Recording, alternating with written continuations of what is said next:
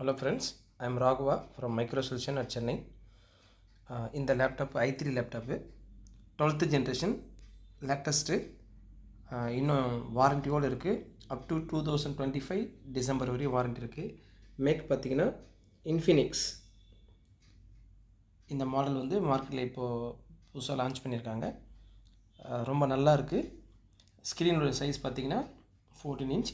Processor i3 12th generation, 8GB RAM, 256 NVMe chip இருக்குது.